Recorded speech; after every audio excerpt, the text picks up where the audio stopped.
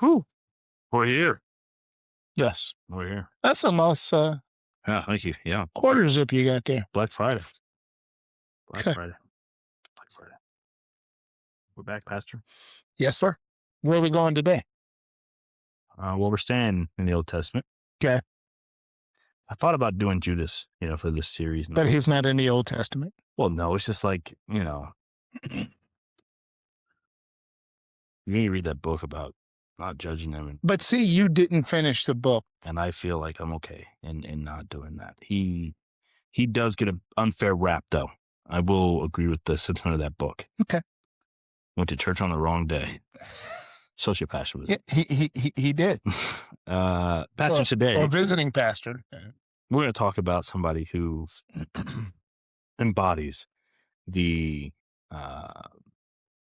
heart and will of God the Father. This guy couldn't build the temple. Wanted to real bad, though. Wrote a lot of songs. He was the Hebrew version of Chris Tomlin. And shout out to Chris. Yeah, shout out Chris Tomlin. He was a warrior. He was arguably the greatest king. But he's not without flaw. He did have a son named Solomon. That's a flaw? Well, he's not in this series, but we will talk about Solomon at some point and how he fell from grace. But in all seriousness, Father, we are talking about the giant slayer, David. Okay. Son of Jesse. And that being the case, right? David was the youngest of Jesse's boys. Not the youngest child, if you watch the Angel production. The youngest boy. And, God sent Samuel the prophet to Jesse's home and looked at all of these Avenger-like brothers of his and decided, hey, none of you guys are good enough. David comes from the fields. God said, that's him. Jesse says, you got to be kidding me. He said, I wish I was, but that's him. And David had an immense amount of faith. It's kind of the faith that I'm a big old guy out there named Goliath of Golgath. And Goliath went right at the Goliath went right at King Saul and said, look, we're not going to do this whole bloody battle thing. You can find somebody who can beat me. We'll be your slave. If I beat them, you'll be our slaves. And everybody, for lack of a better term, peed their skirts. Nobody was strong enough. Nobody was willing enough. So Goliath got to kind of do his best court jester impression. And he asked Saul if, he said, I'll go get him. And Saul said, well, I don't know about that. And he said, no, I got him. God's got me. And he said, okay, well, here's my armor. David didn't like that. Long story short, David then goes out to a stream, gets 5 smooth stones, puts them in his sack. Because Goliath had 4 brothers. Right. Spun that thing and telling Goliath that he comes with sword and spear, but he comes with the God of heaven and earth. Spins it around his head, flings it at Goliath right through his skull. The kid movie doesn't do it justice, but he does then cut off Goliath's head and parades it around town. That begins the lore and kind of mystique of David. David then continues to be in the king's court as his musician. He calms the king with his music. And then one day, after Saul finds out that Samuel anointed another person to be king, Saul then realizes that it's David, throws a spear at David. David says, hey, I don't really want the throne. It's kind of like a thing that's kind of thrusted on me. I was actually kind of cool just watching sheep and killing Goliath. That was enough for me. Saul doesn't like that. Saul doesn't believe him. And because of Saul's paranoia and anger, David has to flee. There are those who are loyal to David. He has his own little separate army that kind of do these own little battles on the side, and they're gaining momentum. Saul is chasing David through countrysides and mountains and cliffs and valleys. And there's a couple times that David could have killed Saul, couldn't have murdered him, could have cut his head off like Goliath, could have stabbed him through the heart. And David was faithful to God and understanding that the crown was God's and not man's, and did not choose to do that. So I'm really hyping David up here, Pastor. Really am. Then David makes his first mistake. And this is the first judgment now. David finds out that the Philistines are marching on Saul again. And David thought, hey, I'm going to show everybody that I am not trying to kill Saul. I'm going to go and infiltrate the Philistine army, and I'll take them out because God's got me. Problem is, God didn't tell David to go do that. And so when David and his men go and infiltrate the Philistine army, which they were successful in doing because God would protect David, the Amalekites came and attacked where David and his tribe of people were staying and took all the women, children, and ransacked the town. And David's men were upset. Movies don't do it justice either. These men wanted to kill David. They wanted to stone David. They wanted to make sure he felt their pain. David didn't waver, though. But the first thing, Pastor, is we like to think that David was dumb for doing that. Those of us who know that part of the story. Why would you go and help Saul? That makes no sense. Pastor, I think, as people also struggle with the idea of virtue and trying to do more than God asks us to do to show people that we are righteous or show people that we are just, when really how we live for God is what does that. You think I'm accurate in that take? I do. I think that you're accurate, but you need to understand this. The Philistines, the Amalekites, they were all enemies of Israel. Yes. And, it wasn't necessarily David decided he was going to sneak in there and help out. I mean, defeating them would ultimately lead to, him having, victory during his own reign. So, I don't think he was really trying to show Saul anything because David understood this and Saul knew this. He hadn't done anything wrong. Yeah. He told him that, multiple times, why are you chasing me? I'm a dog. Who am I? That you need to leave, your city and, come after me. It's that doesn't even make sense. I don't want what you have. I'm not, against you. And the crazy thing is, if you look at David's story, David showed Saul nothing but honor. It's true the whole time. Because how we are. We'll look at him and say, boy, give me one chance. In fact, one of David's men said, oh, I'll fix this. Yeah, give me the word. It won't be but one blow. Yeah. But David understood that Saul, regardless of his faults and mistakes, was still God's anointed. And see, sometimes we get sucked in by the humanity of an individual and we forget the calling and the anointing on their life. Yes. So we can judge David for that. And David was doing his best to honor what he thought was right. Mm-hmm. But sometimes even when we think something's right, we still should run by the boss, which is a message in itself. But nonetheless, Pastor, to kind of continue the story, shortly after that, Saul really loses his mind, goes and talks to a medium. Medium tells him, you're not living much longer. He goes, you're crazy. Give me another word for a medium, as opposed to a large or a small or extra large. Fortune teller? Yeah, somebody who, pretends they can see into the future. Thank you. Nonetheless, Saul unfortunately passes in battle. That he gets conquered and he knows it's over. And instead of giving somebody else the glory of killing him, he and his sons fall on their swords together, I think in harmony. David hears of this. David mourns, obviously. Jonathan, Saul's son, was one of those who died. But he mourns Saul as well. And then he is named king of Judea. So he is not the king of all of Israel yet, just the king of Judea. There's another king in charge of Israel. Mm-hmm. Anyway, eventually that guy in Israel died too. David takes over that as well. Then they go and conquer Jerusalem and take back the Holy Land because that's what David does. He just conquers and that's what he does. After that, David gets the throne and then has all these plans to build this magnificent temple.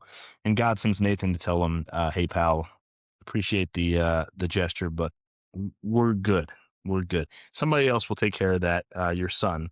your hands are too bloody, which, sorry about it, God. If I'm David, you gave me this ability to be the greatest war general of all time until Alexander the Great came along. Um, Not my fault. But nonetheless, God does promise David that his bloodline will build that temple, though. David continues to have these great victories and all this stuff. The pastor, as always, for some reason with these guys, 2 Samuel 11 is where we get to. Okay. What happened in Second And Samuel David 11? had to go out for a nightly gaze of his kingdom. He had to step outside and look. And unfortunately, Bathsheba, which, surprise, surprise, her name means woman who takes bath. No, but Bathsheba is bathing. And I think a very interesting part of the story that I'm going to acknowledge, dude. Bathsheba did not take this shower to get David to notice her. Okay. She was strictly showering. But David was so overcome by her beauty that he wrote the song Hallelujah that was in Shrek in 2001. If you ask certain people, David saw this young lady dating, couldn't get her out of his head, put her husband, who was not a top soldier on the front lines, he dies. David feels really good about it. He then weds Bathsheba. They have relations. That first baby perishes as that happens, I guess. But Pastor, obviously, the judging not is the lust that David had for Bathsheba. Now, look, we can look at that story many different ways. That Bathsheba was a victim, that David is a tyrant. You can look at it many different ways, and people have for generations. Continue, and we'll continue to do so well after PB&J goes off the air. But Oh, we're going to be around for a long time. I know, but I'm talking about just in general. Okay. Pastor, lust is a catalyst, I think, in the Old Testament. I think it's like probably one of the biggest sins, and not that any sin's bigger than any other, but like that really gets these guys. I mean, Jacob, he couldn't handle it. Noah's sons, Lot's daughters. Lust is just a big problem in the Old Testament, and it's not always sex either. Sometimes it's Saul wanted the praise of people. His lust for praise and approval of people led him to go to a medium and then fall on his own sword. But David, we like to look at this and like David couldn't handle it. He's the king, blah blah blah. He's a murderer. He's this and that. But we often cover. We talked about this in November, which I know for them has been a long time, but for us, all our days seem to go hand in hand. He coveted something that wasn't his. He couldn't get it out. The Bible, obviously, because it's a book and it's their stories. It all looks like this happened. David didn't see Bathsheba and immediately put her husband on the front lines. I'm assuming, and I think this is a fair assumption based on what I've researched and things. David went back into his house and then couldn't stop thinking about seeing Bathsheba on the rooftop. And then said, well, I'm the king. I really could go get her if I wanted her. And he makes all these excuses and justifications in his head on how he could. Well, if he's dead, then I'm not sinning against God. But to be the one who puts him in a position to die does make you sin against God. But we do the same thing. We try to justify our sin by finding loopholes, as if God doesn't know that there are loopholes to everything, and he has already condemned those loopholes. It's the same way that you, when you tithe and you only give 5% so you can keep the other, but I'll give God 15 when I come back, and then that 15 never comes. It's the same thing that you do when you lie. I'm going to tell half the truth, so it's not a complete lie, but then I still have some deniability. I still have this, I still have that. I don't know anything about that, but I people say that I do. I have truth is the whole lie. But, exactly. But we do that. But it's so easy to judge David off this one thing. And quite honestly, there's some blemishes on David's track record, and he, doesn't handle some other things well with, other situations. And he does have to go into exile when his son tries to kill him, and that's not Solomon. But we do this a lot too, where we try to justify our sin for the sake of, him. And by him, I mean God. Well, God can't be mad at me because I did this enough. I did this. Uriah is dead, God. What do you want from me?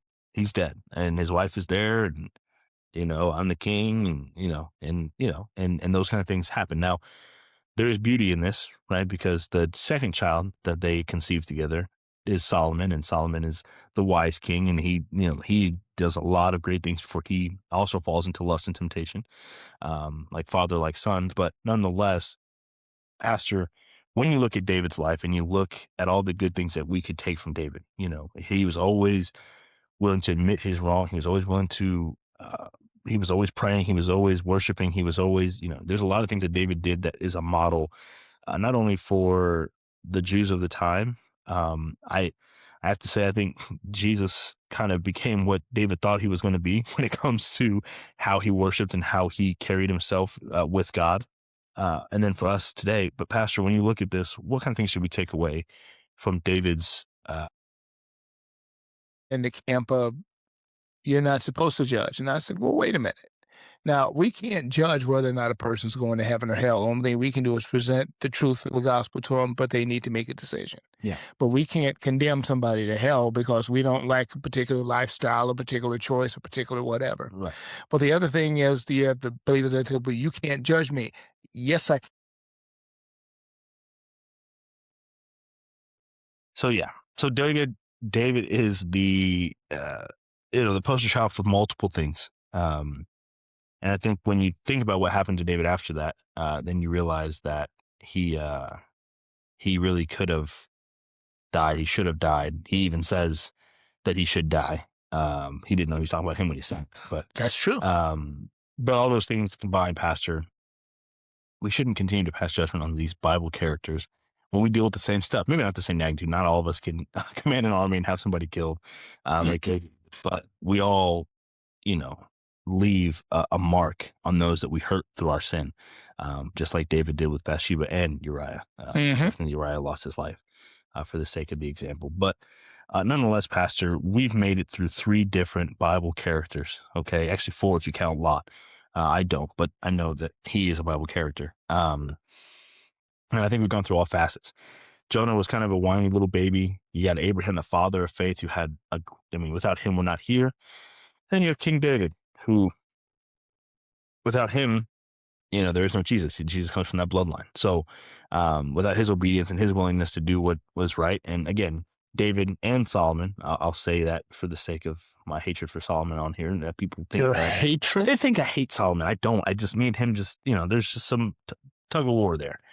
But both those men were truly after God's own heart. I mean, Solomon really did follow in his father's footsteps until He didn't. he didn't. And that's kind of the story of us. We're really good at following Christ, kind of like New Year's resolutions, right? We're really good at following them to start the year, and then we're not. So next week, Pastor, is what everybody's been waiting for. Okay. We're going to talk about those desert dwellers. So until then, go and grow with Postus.